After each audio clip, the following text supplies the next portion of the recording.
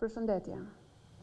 Pas pasojave të rënda që solli përdorimi i mjeteve shpërthyese gjatë protestës së palishme të zhvilluar para Kuvendit të Shqipërisë në datën 22 nëntor 2018, autoritetet përgjegjëse dhe ekspert të Policisë së Shtetit kanë ndërmarrë masat për të hetuar shkaqet e pasojave të rënda që solli përdorimi me papërgjegjshmëri i tyre. Nga eksperimentet e kryera me mjete shpërthyese të sekuestruara gjatë protestës, janë regjistruar rezultate shokuese. Provat eksperimentale kanë vërtetuar se mjetet e sekuestruara janë në gjendje të shkatërrojnë jo vetëm materiale apo inde të buta, por edhe materiale të forta si eshtrat apo metali. Ndërkohë që puna hetimore po vazhdon, Ministria e Brendshme dhe institucionet e tjera po marrin masa dhe për vendosjen e një regjimi të ri kontrolli për lëndët plase, ato shpërthyese dhe për lëndët piroteknike. Në videon që do të ndiqni tani, do të shihni vetëm disa prej rezultateve të eksperimenteve të zhvilluara, në të cilat shihen qartë rezultatet shkatërruese që sjell përdorimi i mjeteve shpërthyese të sekuestruara në protestën e datës 22 nëntor 2018. Ndjekim videon.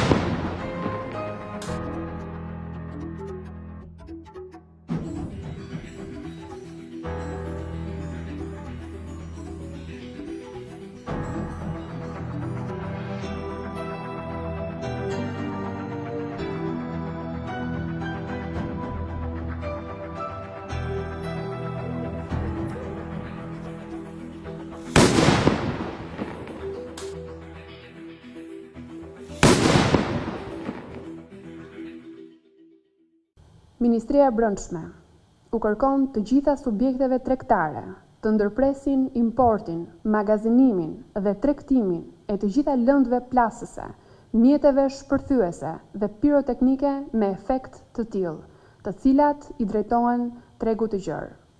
Nxisim të ndërpritet menjëherë tregtimi dhe të dorëzohet produkti me këtë përmbajtje, duke lajmëruar sa më parë komisariatin më pranë. Kushdo që do të kapet me këtë produkt apo do të disponoj individualisht të tilla lëndë, do të ndalohet dhe do të ndëshkohet konform ligjit.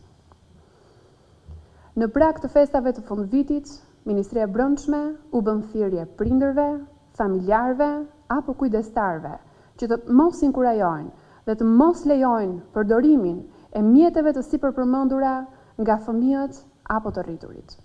Gjithashtu, Ministria e Brendshme fton të gjithë qytetarët të raportojnë në të gjitha rrugët e mundshme rastet e tregtimit apo të përdorimit të lëndëve plasëse, atyre shpërthyese apo mjeteve piroteknike. Gjithashtu, i kërkojmë subjekteve politike që të marrin masa për të mbajtur kontroll dhe përgjegjësi të plot gjatë organizimit të veprimtarive me qëllim ndalimin kategorikisht të përdorimit të mjeteve sipërpërmendura gjatë tyre. Në ditët në vijim, qeveria shqiptare do të rishikojë kriteret dhe standardet e licencimit të subjekteve që importojnë, magazinojnë apo tregtojnë lëndë të rrezikshme. Policia e Shtetit dhe agjencitë e tjera shtetërore do të intensifikojnë kontrollet dhe do të marrin të gjitha masat e nevojshme për të eliminuar rrezikun për sigurinë publike, i cili buron nga përdorimi i këtyre lëndëve të rrezikshme. Të nderuar qytetarë, në protestën e datës 22 nëntor 2018 u përdorën mjetet shpërthyese që u panë në videon e mësipërme. Nga njëri prej tyre u gjymtua punonjëse 24 vjeçare e Policisë së Shtetit, Ina Nuka. Nëse lejojmë përdorimin e mëtejshëm të tyre, pasojat e marrëzisë dhe papërgjegjshmërisë do të vijojnë.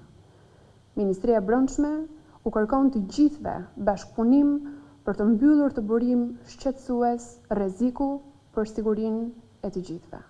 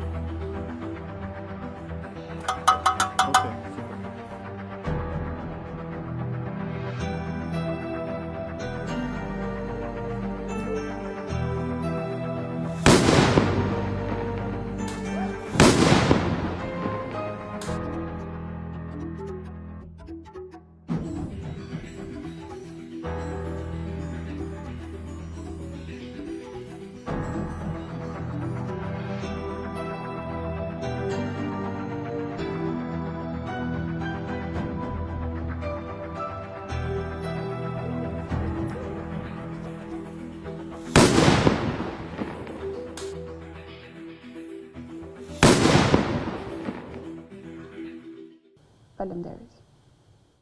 Përshëndetje.